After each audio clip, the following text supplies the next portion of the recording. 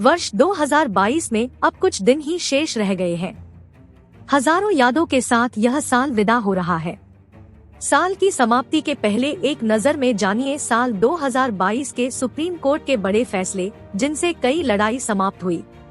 पहले पार्ट में हमने आपको सुप्रीम कोर्ट के कुछ महत्वपूर्ण फैसलों के बारे में अवगत कराया था। कानून के साथ साथ सुप्रीम कोर्ट के कई बड़े फैसले इस साल आए। साल 2022 खत्म हो इससे पहले आइए डालते हैं एक नजर सेकंड पार्ट में इस साल के सुप्रीम कोर्ट के बड़े फैसलों पर, जिसने न केवल सुर्खियां बटोरी बल्कि जमाने से चली आ रही लड़ाई को भी खत्म किया। सभी महिलाओं को गर्भपात का अधिकार। सितंबर 2022 में भारत की सर्वोच्च अदालत में महिलाओं के हक में एक ऐतिहासिक फैसला सुनाया। सुप्रीम कोर्ट ने देश की विवाहित और अविवाहित सभी महिलाओं को गर्भपात का अधिकार दे दिया। कोर्ट ने कहा कि medical termination of pregnancy (MTP) act के तहत प्रत्येक गर्भवती महिला को 20 से 24 सप्ताह के बीच गर्भपात का अधिकार होगा। उनके विवाहित या अविवाहित होने से कोई फर्क नहीं पड़ता। सुप्रीम कोर्ट ने कहा, किसी महिला की वैवाहिक स्थिति को उसे अनचाहे गर्भ गिराने के अधिकार से वंचित करने का आधार नहीं बनाया जा सकता है। एकल और अविवाहित महिलाओं को भी गर्भावस्था के 24 सप्ताह में उक्त कानून के तहत गर्भपात का अधिकार है। चूँकि महिला के शरीर में एक भ्रूण विकसित होता है, इसलिए उसे निर्णय लेने का पूरा अधिकार है। पति द्वारा महिला की इच्छा के खिलाफ संबंध बनाना दुष्कर्म। सुप्रीम कोर्ट ने महिलाओं के हक में एक और बड़ा फैसला सुनाते हुए मैरिटल रेप को भी बलात्कार की श्रेणी में माना। अदालत ने कहा कि पति द्वारा बिना महिला की अनुमति के किया दुष्कर्म बलात्कार है।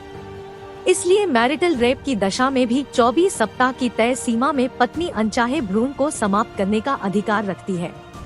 हालांकि भारतीय महिलाएं वैवाहिक बलात्कार को अपराध बनाने वाले कानून के लिए अभी भी संघर्ष कर रही है, लेकिन शीर्ष अदालत ने अपनी इस टिप्पणी से इशारा कर दिया कि महिलाएं अपने पार्टनर द्वारा यौन शोषण का शिकार होती है। वन रैंक वन पेंशन की मौजूदा नीति सही। 16 मार्च 2022 को सुप्रीम कोर्ट ने सेवानिवृत्त सैन्य कर्मियों की वन रैंक वन पेंशन नीति पर बड़ा फैसला सुनाया।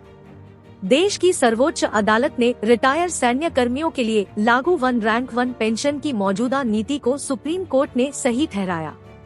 सुप्रीम कोर्ट ने कहा है कि इस नीति में कोई संवैधानिक कमी नहीं है। कोर्ट ने यह भी कहा कि नीति में 5 साल में पेंशन की समीक्षा का प्रावधान है, इसलिए सरकार 1 जुलाई 2019 की तारीख से पेंशन की समीक्षा करे। कोर्ट ने सरकार को 3 महीने में बकाया राशि का भुगतान करने को कहा है। विदेशी चंदा पर बैन बरकरार, कोर्ट ने माना यह राष्ट्रीय सुरक्षा के लिए खतरा।